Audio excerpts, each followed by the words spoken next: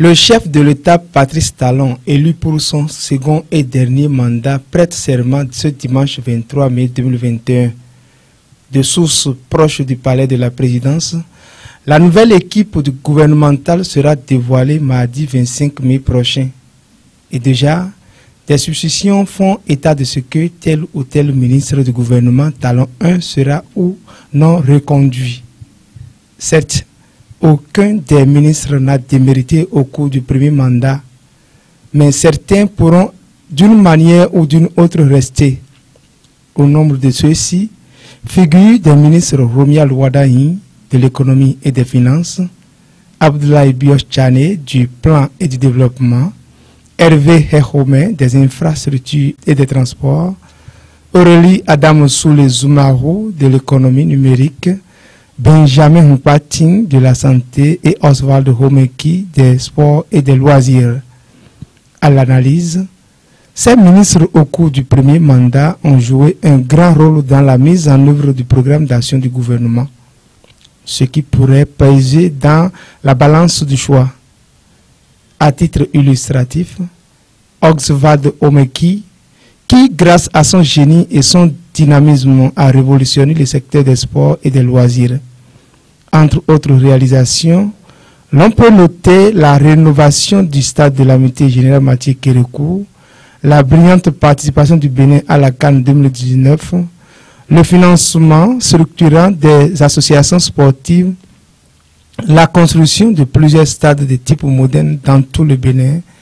Aussi, faut-il souligner la stabilité de la Fédération béninoise de football, FBF, et le paiement sans couac de l'entraîneur de l'équipe nationale de football. Au niveau des infrastructures et des transports, nul n'ignore les réalisations élogieuses du gouvernement.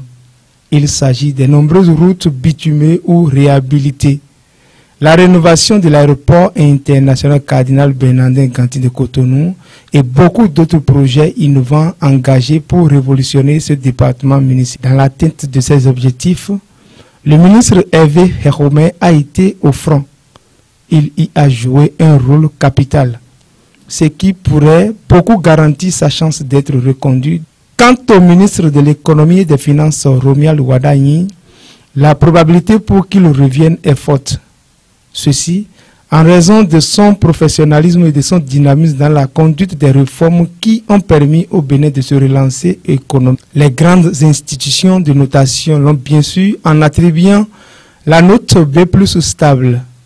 À ces prouesses s'ajoute également l'assainissement des finances de l'État à travers l'avènement des factures normalisées, la réorganisation de la chaîne des dépenses publiques et la lutte contre la corruption et l'impunité. Du côté du ministre Benjamin Mpating, les réalisations telles que la réforme du secteur de la pharmacie, la réforme au niveau des hôpitaux, le renforcement du plateau technique et la gestion efficace de la Covid-19 sont entre autres facteurs qui confortent la chance du ministre d'être reconduit. Bras opérationnel du chef de l'État Patrice Talon dans le secteur du numérique, le ministre Aurélie Adam Soule Zoumarou, grâce à son expertise dans ce secteur, a beaucoup contribué dans la mise en œuvre des réformes du gouvernement, lesquelles réformes ont permis à la dématérialisation totale des services de l'État, tels que la demande en ligne du casier judiciaire, le registre de commerce, le IFU et le passeport. En plus de ces efforts, le déploiement sur des milliers de kilomètres, la fibre optique